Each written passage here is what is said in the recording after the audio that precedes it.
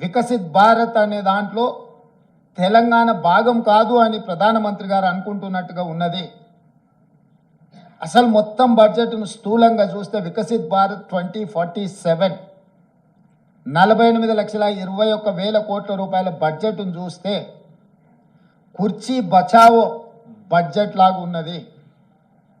బీహార్కు ఆంధ్రప్రదేశ్కు తప్ప ఇతర రాష్ట్రాల పట్ల కేంద్ర ప్రభుత్వం వ్యవహరించిన తీరు కేవలం కుర్చీని కాపాడుకునే ప్రయత్నంలో భాగంగానే ఈ బడ్జెట్ను ప్రవేశపెట్టినట్టుగా కనిపిస్తుంది.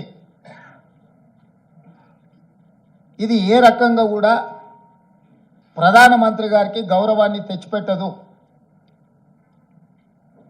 ఇంతటి వివక్ష, ఇంతటి కక్షాపూరితమైన వ్యవహారం ఎప్పుడూ జరగలేదు.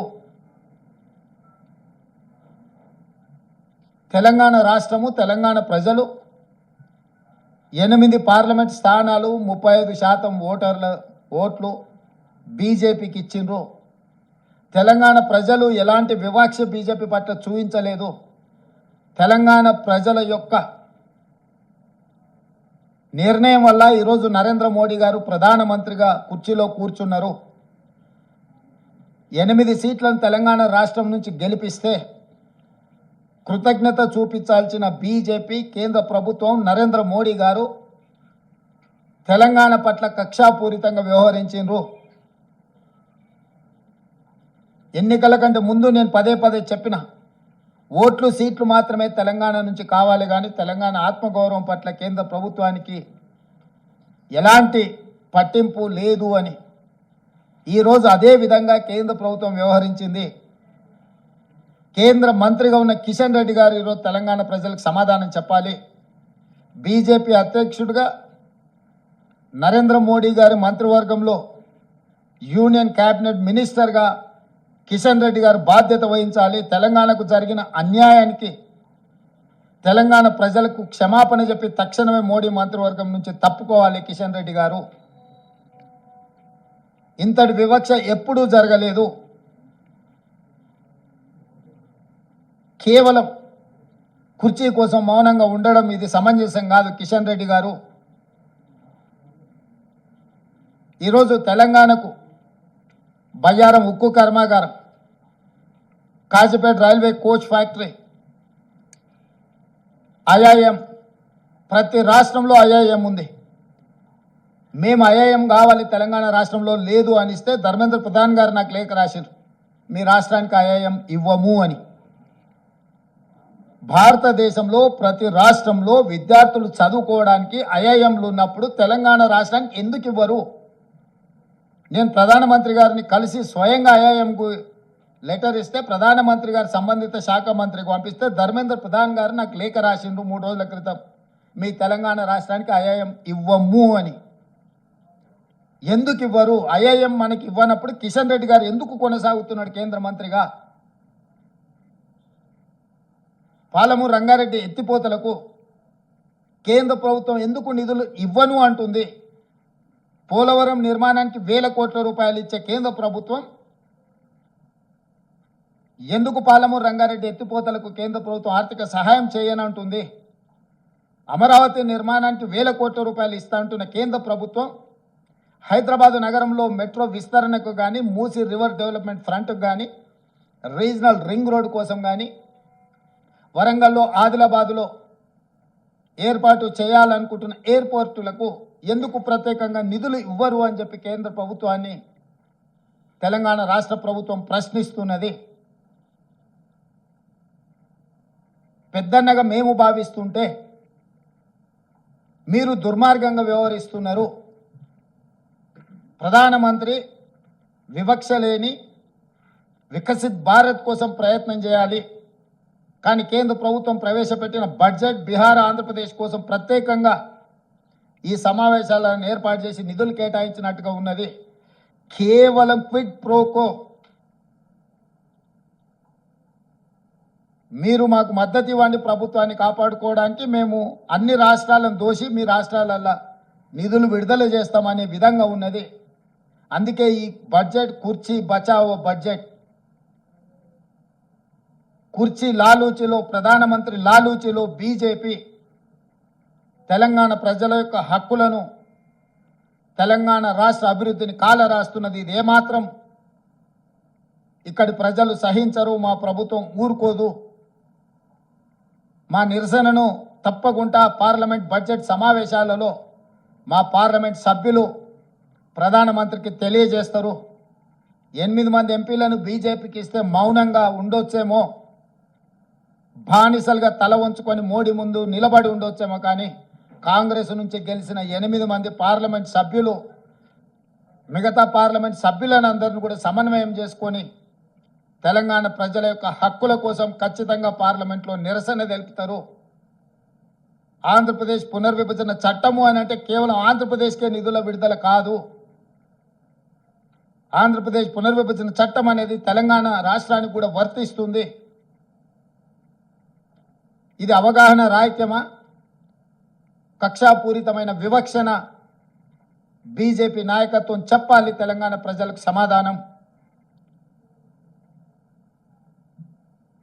మేము ఎంత ఫ్రెండ్లీగా ఉండడానికి ప్రయత్నం చేసినా, ఎంత కేంద్ర ప్రభుత్వం నుంచి సహకారాన్ని పొందాలని మేము చేస్తున్న ప్రయత్నాలు ఏవి ఇది తెలంగాణ ప్రజల చేతగానితనం కాదు, ఇది తెలంగాణ ప్రజల యొక్క మంచితనం. అందుకే సవరించిన బడ్జెట్లోనైనా నిర్మలా సీతారామన్ గారికి అవకాశం ఉంది. బడ్జెట్ను సవరించి బయ్యారం ఉక్కు కర్మాగారం, Kazipet railway coach factory, Palamuru Rangareddy ఎత్తిపోతల సాగునీటి ప్రాజెక్టుకు అవసరమైన నిధులు, మూసీ రివర్ డెవలప్మెంట్ కోసం గోదావరి జలాలను తీసుకొచ్చి ఉస్మాన్ సాగర్, హిమాయత్ సాగర్కి అనుసంధానం చేయడానికి అవసరమైన నిధులను, మూసీ రివర్ ప్రాంతాన్ని, పరివాహక ప్రాంతాన్ని, కలుషితమైన ఈ నగరాన్ని ఈ కాలుష్యం నుంచి కాపాడడానికి అవసరమైన నిధులను, మెట్రోను విస్తరించడానికి అవసరమైన నిధులను, ఫార్మా రంగంలో ఫార్మా విలేజ్లను ఏవైతే నిర్మించాలనుకుంటున్నామో దానికి సంబంధించిన ఇన్ఫ్రాస్ట్రక్చర్ కోసం అవసరమైన నిధులను సవరించిన బడ్జెట్లో పెట్టి వ్యవహరిస్తున్న విధానాన్ని మార్చుకొని కక్షలు వివక్షలు పక్కన పెట్టి తెలంగాణ రాష్ట్ర అభివృద్ధికి సహకరించాలి. అట్లా కాకుండా వ్యవహరిస్తే భారతీయ జనతా పార్టీకి తెలంగాణ రాష్ట్రంలో నూకలు చెల్లినట్టే. ఉపన్యాసాలు ఇవ్వడం కాదు కిషన్ రెడ్డి గారు, ఢిల్లీ నుంచి ఏం నిధులు తెచ్చినావు ప్రజలకు జవాబు చెప్పు. మీ చేతగానితనం, మీ బలహీనత, మీ మౌనము, మీ బానిస మనస్తత్వము తెలంగాణకు తీరని అన్యాయం చేస్తుంది. మోడీ గారు ప్రధానమంత్రి పదవి కోసము 48,21,000 కోట్ల రూపాయలను బీహార్కు, ఆంధ్రప్రదేశ్కు తాకట్టు పెట్టినట్టు కేంద్ర మంత్రి పదవి కోసం కిషన్ రెడ్డి తెలంగాణ హక్కులను మోడీ గారి దగ్గర తాకట్టు పెట్టి తెలంగాణకు అన్యాయం చేస్తున్నాడు. అందుకే రేపటి జరగబోయే శాసనసభ సమావేశాలలో ప్రశ్నోత్తరాల సమయం పూర్తి అయిన వెంటనే మా లెజిస్లేటివ్ అఫైర్స్ మినిస్టర్ మిత్రుడు శ్రీధర్ బాబు గారికి నేను సూచన చేస్తున్నా, ఈ వివక్షను, ఈ కక్షాపూరితమైన వ్యవహారాన్ని తిరస్కరిస్తూ తెలంగాణ హక్కులను కాపాడడానికి శాసనసభలో చర్చించి తీర్మానం చేసి అధికారికంగా ప్రధానమంత్రి గారికి తెలియజేయడానికి అవసరమైన అన్ని రకాల చర్యలను రేపు శాసనసభలో మీరు బాధ్యత తీసుకొని క్వశ్చన్ అవర్ తర్వాత దీని మీద చర్చకు ఉపక్రమించండి అని చెప్పి మా సహచర మంత్రుడికి నేను సూచన చేస్తున్నా. ఈ వివక్ష మంచిది కాదు. ఈ వివక్షనే తెలంగాణ రాష్ట్రం అవతరించడానికి, ఈ వివక్షనే ఇతరుల యొక్క ఆధిపత్యం మీద ప్రజలు ఇచ్చిన తీర్పు. ఈ రాష్ట్ర ప్రజలు ఇచ్చిన తీర్పు 2023. మళ్ళీ మీరు తెలంగాణ ప్రజలను మళ్ళొకసారి కార్యాచరణ చేపట్టే విధంగా మాకు తప్పని పరిస్థితి కల్పించవద్దు అని చెప్పి ప్రధానమంత్రి గారికి నేను విజ్ఞప్తి చేస్తున్నా. భారతీయ జనతా పార్టీ 8 మంది పార్లమెంట్ సభ్యులకు కూడా నేను సూచన చేస్తున్నా, అదేవిధంగా ఎంఐఎం పార్లమెంట్ సభ్యుడు కూడా నేను విజ్ఞప్తి చేస్తున్నా, కాంగ్రెస్ పార్లమెంట్ సభ్యులతో పాటు తెలంగాణ పార్లమెంటు 17 మంది సభ్యులు రాజ్యసభలో ఉన్న వాళ్ళు కూడా ఈ అవసరమైన నిరసన కార్యక్రమానికి సహకరించాలి, మీ చిత్తశుద్ధిని నిరూపించుకోవాలి, రాష్ట్రం యొక్క హక్కులను, రాష్ట్రం యొక్క అనుమతుల కోసం రాజకీయాలకు అతీతంగా అందరం కలిసికట్టుగా నిలబడి కొట్లాడాల్సిన సమయం సందర్భం వచ్చింది. కాబట్టి ఈరోజు తెలంగాణ రాష్ట్రానికి బడ్జెట్లో తీరని అన్యాయం జరిగింది.